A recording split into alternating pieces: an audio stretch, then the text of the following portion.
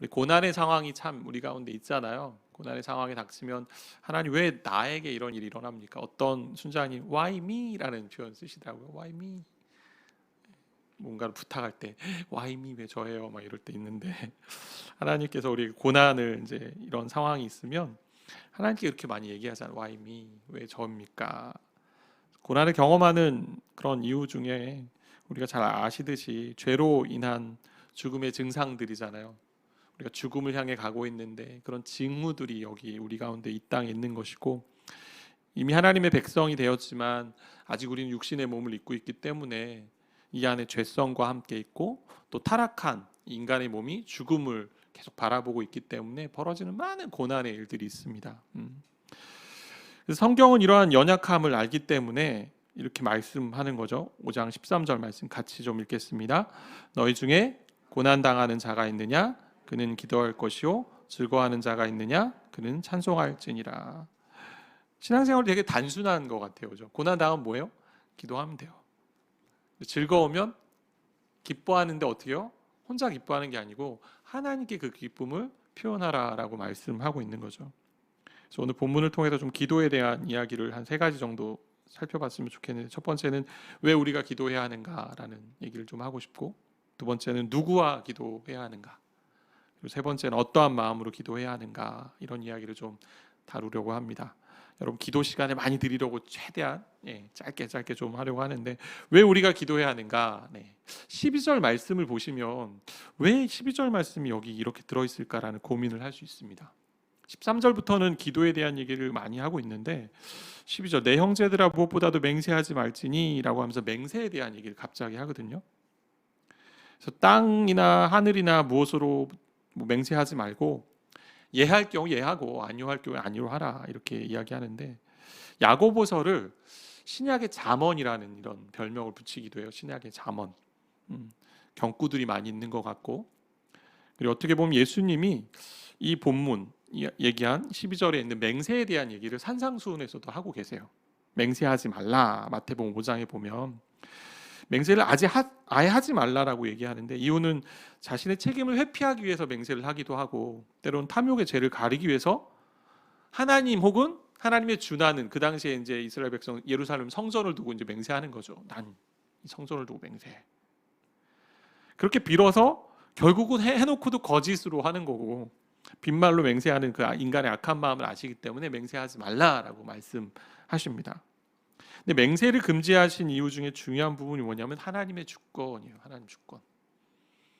그리고 인간의 말에 진실성을 좀 확보해라, 이런 의미도 한데, 하나님 주권. 그러니까 사람의 말에는 한계가 있잖아요. 말씀을 성취하실 수 있는 분은 누구밖에 없습니다. 하나님밖에 없습니다. 너희가 맹세해도 안 되는 거예요. 인간의 한계는. 하나님만이 할 수 있기 때문에 하나님 주권을 좀 인정해라라는 거죠. 그래서 오직 기도로 하나님께 좀 구하라는 것, 인간의 말로 맹세하고 그러지 말고 하나님께 기도하라, 그런 맥락이라고 좀 볼 수 있을 것 같고, 그래서 기도는 뭐예요? 하나님이면 하실 수 있습니다. 하나님의 주권을 의지하고 신뢰하는 것.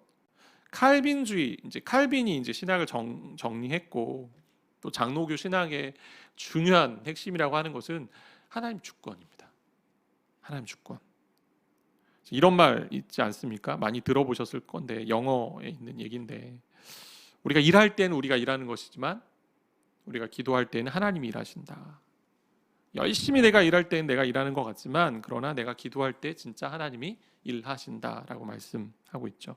그래서 진실된 말로 우리가 하나님께 기도할 때 하나님의 주권을 인정해 드릴 때 하나님이 일하신다라는 거. 그래서 고난의 상황에 기도해야 합니다. 고난이 아닌 상황 뭐죠? 즐거움의 상황은 뭐예요? 즐거워하고 기뻐하지만 또 뭐 해야 돼요?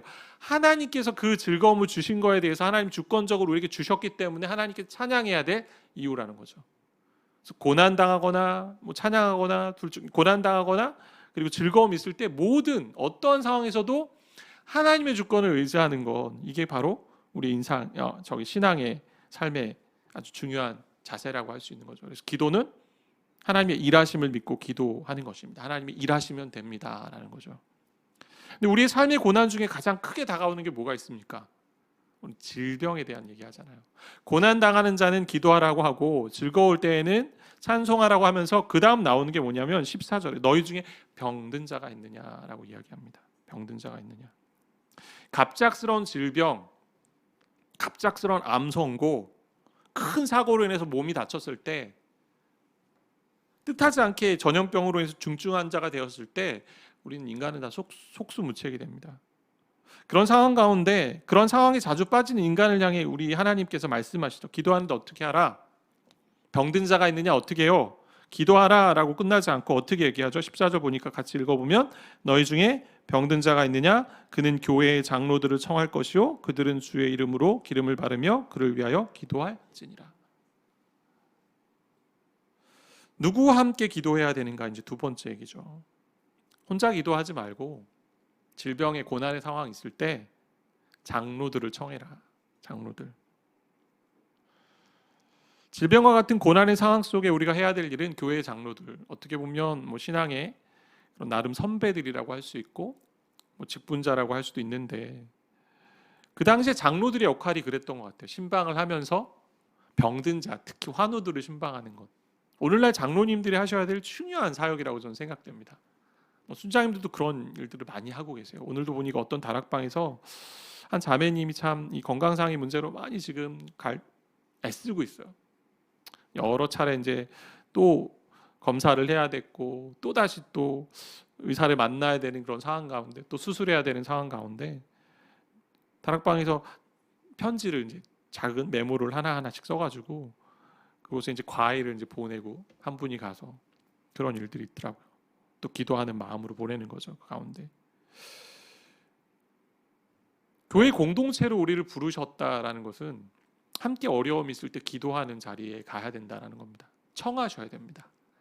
우리가 하나님께 내가 개인적으로 기도할 뿐만 아니라 날 위해 좀 기도해 주십시오 라고 요청하는 것이고, 또 한편으로는 뭐 목사님 아니면 우리 장로님 아니면 순장님 아니 성도님 좀 저를 위해 와서 기도해 주세요 라고 청하는 거죠. 함께 그렇게 소그룹 공동체 다락방에서 기도하면서 정말 다락방의 유익함이 바로 거기에 이제 누려지는 거죠. 기도하는 가운데 많은 분들이 다락방에 참여하면서 가장 좋은 부분, 또 힘을 얻게 되는 부분은 같이 기도해서 너무 위로가 된다, 힘이 된다라는 얘기를 많이 하고 계시거든요. 그래서 옆 사람을 좀 살펴보세요. 옆에 있는 분들 한번 이렇게 쳐다보세요. 당신이 나의 기도의 동역자 아닙니까? 우리 같이 좀 이야기해볼까? 당신은 나의 기도의 동역자입니다. 네, 기도의 동역자. 그래서 우리 기도의 동역자로 지금 우리를 부르셨거든요. 그래서 장로들을 청해서 기도하라는 얘기는 어떤 특정한 그런 선배나 중직자를 청해서 기도하라 뭐 이것도 맞지만 결국 교회 공동체가 함께 기도해라 이런 거거든요. 야고보서를 읽어보면 야고보서 각 서신서마다 이제 신학을 나름 이제 찾아내거든요. 뭐 요한복음 보면 영생도 있고 또 믿음이라는 부분을 찾아내기도 하고 하는데, 야고보서는 나름 이렇게 살펴보면 어떤 줄기를 찾기가 쉽지 않습니다. 어떤 맥락을 가지고 이제 이야기하는지 풀어가기 쉽지 않고 여러 주제들이 좀 산발적으로 나와 있어서 큰 줄기를 가지고 이어간다는 느낌을 좀 찾아내기 어렵습니다. 1장부터 5장까지 다 읽어보면 주제를 대략적으로 살펴보면 시험과 믿음이 나오고 또 부자와 가난한 자가 나오고 말씀을 듣고 행하는 것이 나오고 또 말에 대한 것, 말의 실수, 또 비방, 또 맹세, 좀 전에 봤던 것처럼 또 인내와 기도 이런 것들이 나오는데, 근데 이런 것을 하나로 묶을 수 있는 큰 틀이 하나 있다면 그것은 바로 공동체입니다. 공동체 안에 이런 일들이 벌어지거든요. 그래서 부자와 가난한 자가 나오는 것, 그리고 말로 인해서 서로 때로 원망하기도 하고 비방하는 얘기들을 하는 것, 그런 것들을 어떻게 우리가 풀어나가야 되는가를 야고보서는 이제 이야기하고 있거든요. 그래서 말로 서로 원망하지 말고 고난의 상황 가운데 부자든 가난한 건 인내를 가지고 함께 기도하자라는 얘기를 지금 하고 있는 거죠.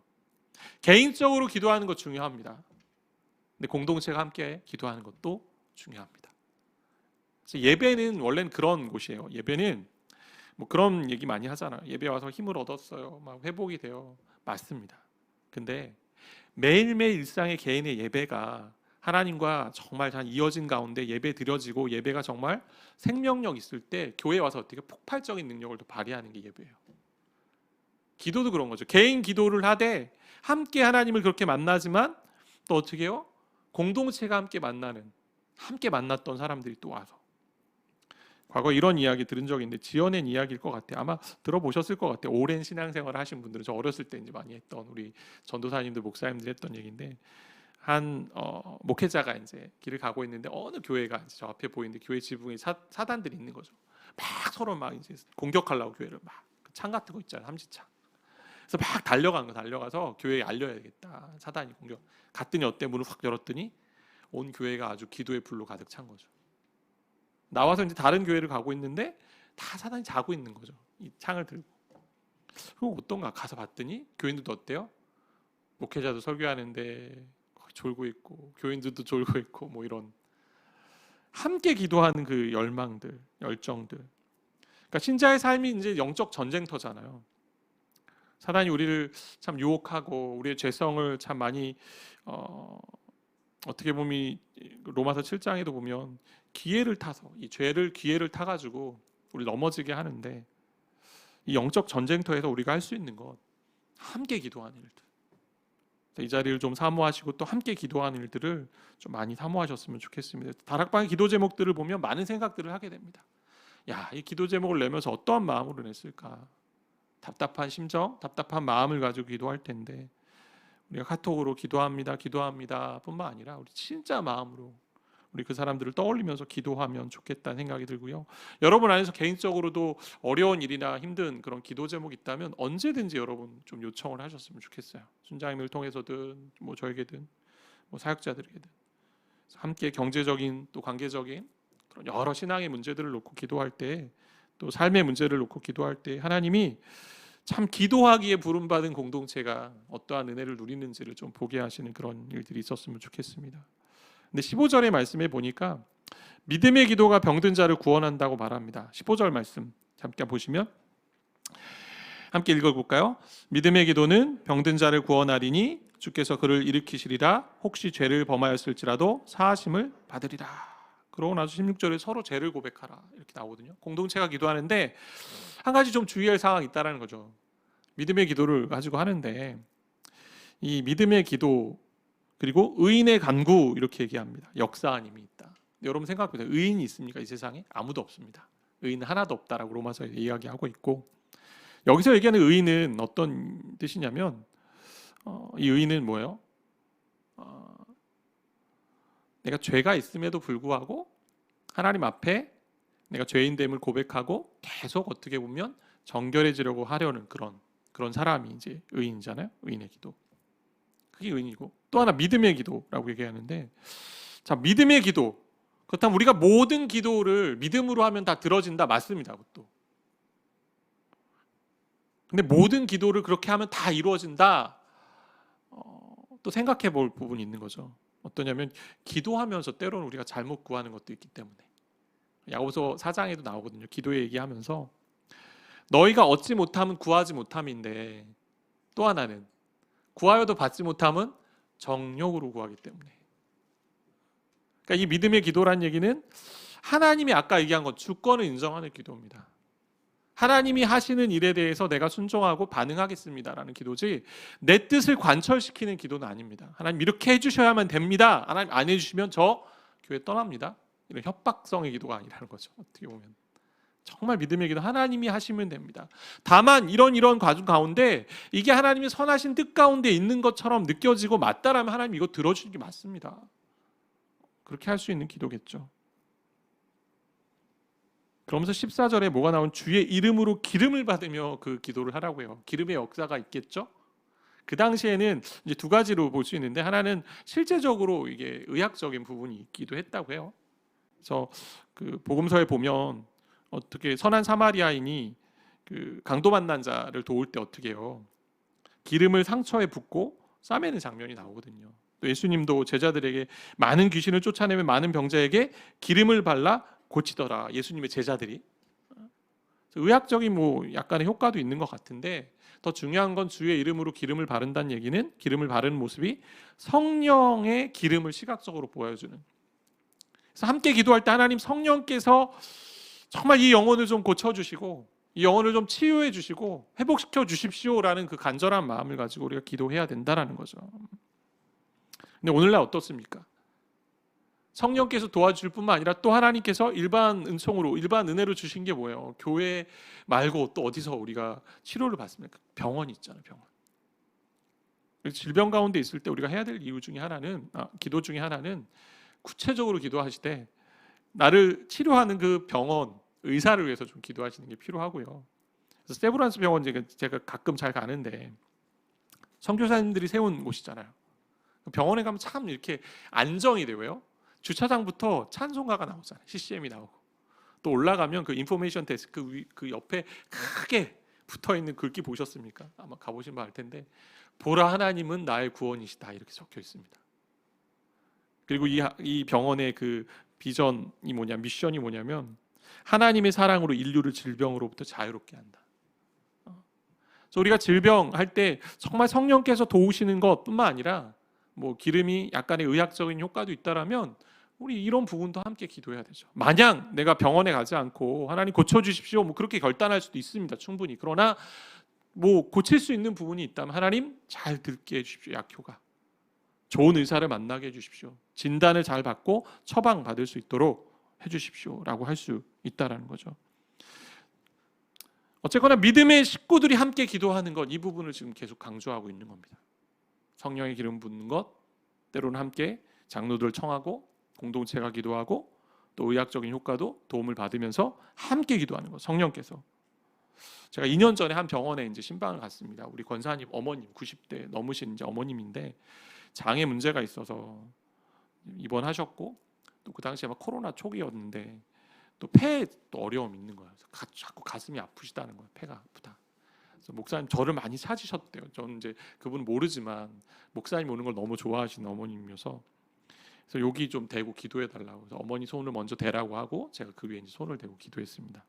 그러고 나더니 다음 날부터 이제 어머님이 괜찮았다, 목사님 기도해 주셔서 그 목사님 정말 영험하신 분 같다, 막 이러면서. 권사님이 이제 그러고 나서 다른 분들한테, 좀 질병 있는 분들한테 얘기하고 다니신 거예요. 목사님 기도해서 났어, 우리 어머니가 아픈 게 사라졌어. 전 치유의 은사가 있는지 목사가 된 거죠, 어떤 면에서. 그래서 저한테 기도하라고 많이 기도를 받으러 가라고 이제 그런 얘기를 하셨는데, 은사라기보다 하나님의 은혜인 거죠, 은혜.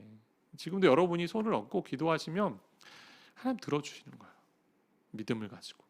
그러니까 목회자가 어떤 그런 그 능력이 있다, 목회자만 그런 것만 아닙니다. 우리 모두가 영적인 제사장이기 때문에 하나님이 또 이제 하나님의 사람을 통해 일하시고 또 하죠. 그런데 여러분이 정말 여러분의 필요를 놓고 기도할 때 앉으시고 얹으시고 손을 얹으시고 하면 정말 하나님께서 도우시고 인도하신다는 거죠. 그래서 공동체가 기도하는 것, 서로 죄를 고백하며 또 병을 낫기를 기도하는 건데, 아까 얘기한 것처럼 의인이 어떤 사람이요? 죄가 없는 사람이 아니고 세상에 의인이 없기 때문에 죄를 지었음에도 속히 회개하고 하나님께 고백하며 하나님의 주권을 인정하는 사람이 의인이에요. 서로 죄를 고백하는 건, 우리 하나님 앞에 기도하러 갈 때 죄가 자꾸 막을 때가 있잖아요.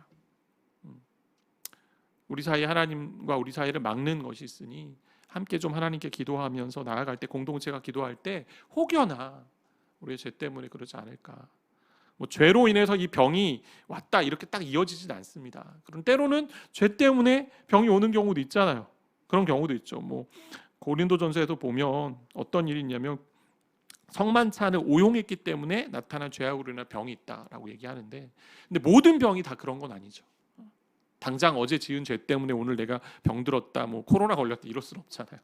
그게 아니고 하나님께서 정말 우리가 만나기를 원하시고 또 하나님께 나아가기를 원하실 때 이 죄가 하나님과 우리 사이를 가로막기 때문에 함께.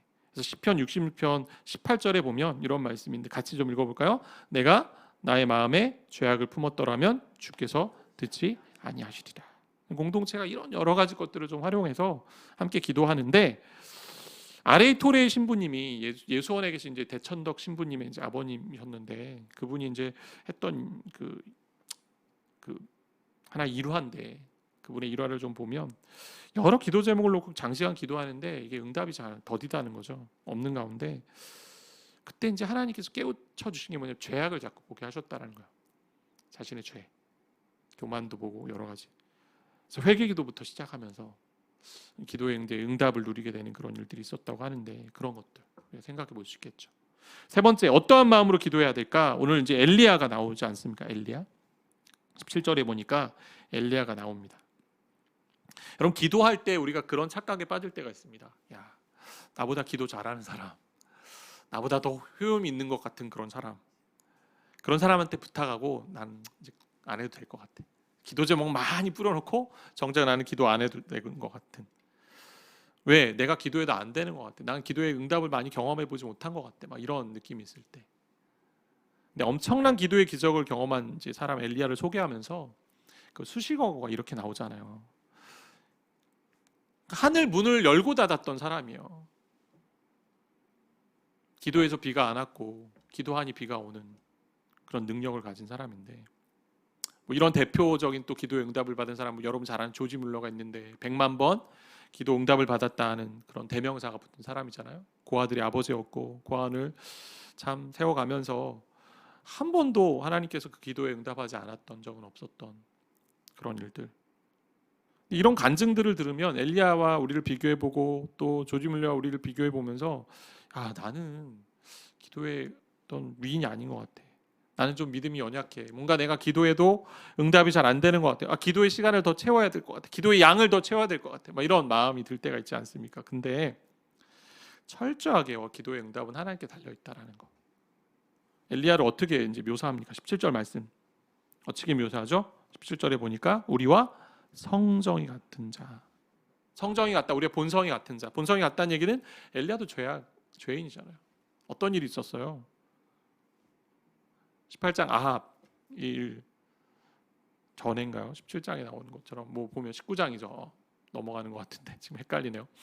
엘리야도 하나님 앞에서 교만하여지기도 하고 원망하기도 하고 두려워하기도 하고 뭐 그런 일들.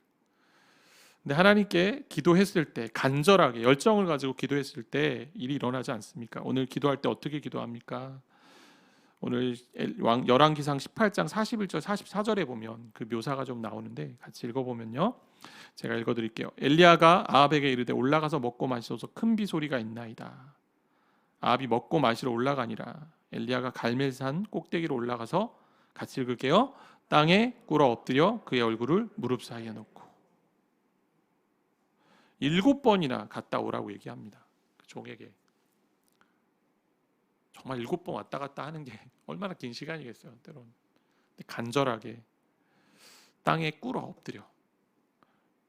기도를 여러 가지 방식으로 좀 하셨으면 좋겠습니다. 저 요즘 이제 새벽에 무릎을 좀 꿇기 시작하는데 기도할 것 많고 두렵기도 하고 이 교회를 어떻게 세워가야 되는지 고민이 많이 되고 또 성도들의 상황을 보면 뭔가 해결이 좀 필요한데 랄 때 무릎을 꿇고 기도하는데 하나님께 좀 그러한 마음을 가지고 그 간절함의 표현이잖아요. 무릎을 꿇겠다는 얘기는 내가 승복하겠다라는 거, 하나님 주권을 인정한다라는 거니까 겸손하고 절박하게 기도합니다. 오늘 말씀해 보면 성정이 같은 사람인데 비가 오지 않기를 간절히 기도하는 자, 애써서 기도합니다.